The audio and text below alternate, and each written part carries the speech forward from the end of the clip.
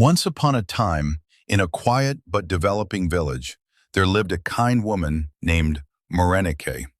Morenike had 6 little girls. They were sweet and happy. They loved to sing and play. One of her girls said, "Iya, look, I can jump." Morenike smiled and said, "Very good, my child." But their father Balogun was not happy. He is always frowning. "I wanted a boy, not 6 girls. What's the use of only girls in a family?" Morenike felt sad, but she hugged her children and said softly, "You are all my joy." One day Balogun pointed far away and said, "Morenike, go and stay in that small hut over there." The hut was old, quiet, and is located at the far end of Balogun's compound. Morenike held her girls. She said, "Do not worry, we will stay together." The girls nodded. "Yes, iya." They walked to the little hut. At night, the wind made soft whoo sounds. Her children held each other. Her last child whispered, "Iya, I am scared." She moved closer to her and said, "I am here.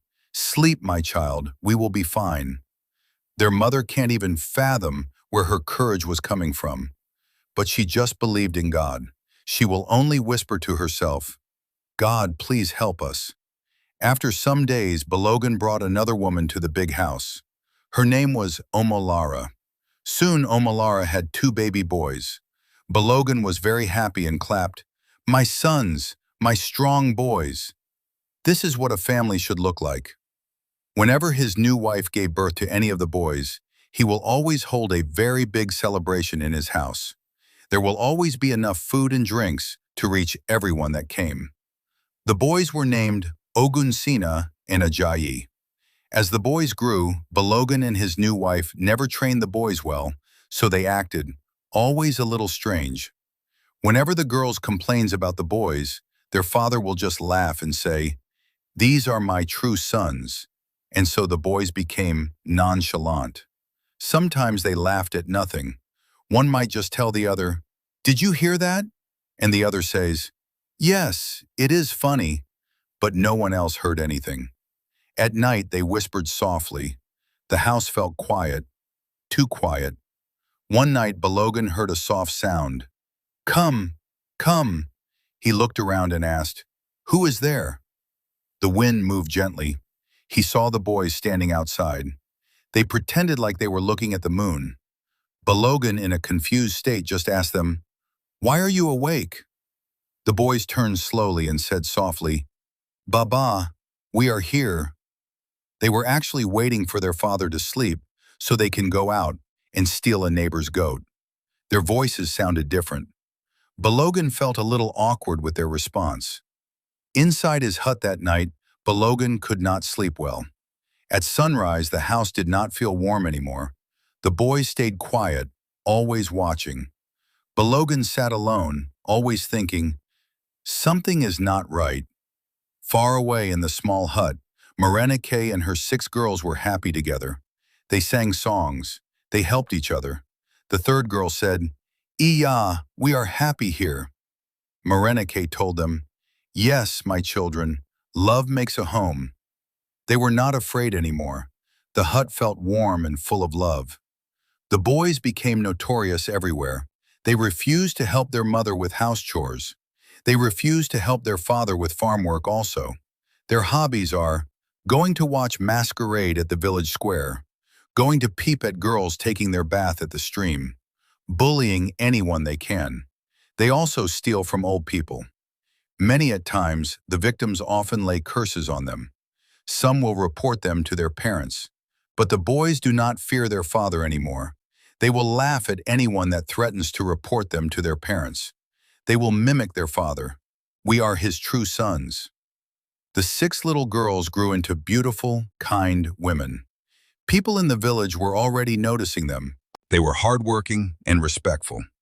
One by one, good men came to ask for their hands in marriage.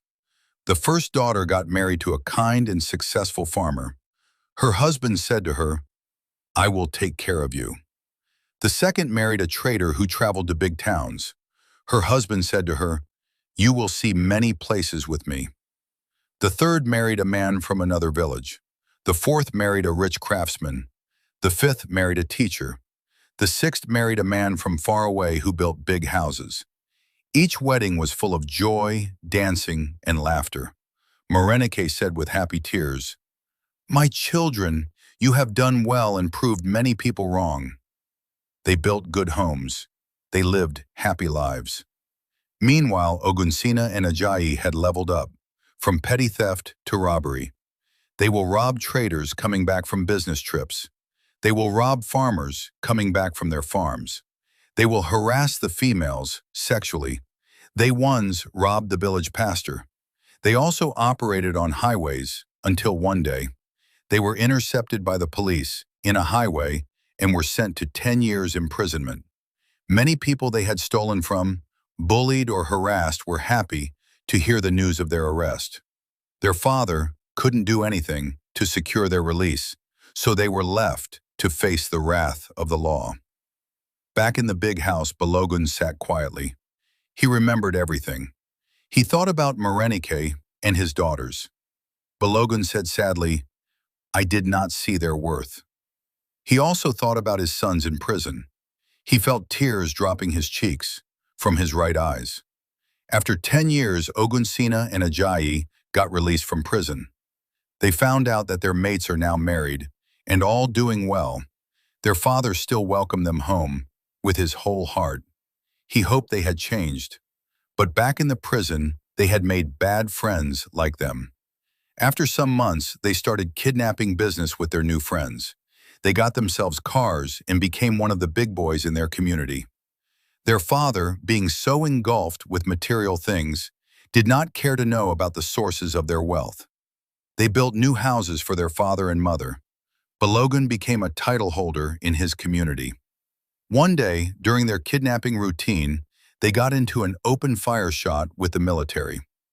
Ogunsina was shot in the neck, and he died instantly. Ajayi was shot in his right shoulder, but he managed to escape. When their father got the news, he collapsed and was rushed to the hospital. He later died in the hospital. Ajayi's hand was amputated. Whenever Ajayi remembers his father and brother, he will always cry for the way they grew up. In the end, the children who were sent away grew up with love and joy, and they became strong, happy, and successful.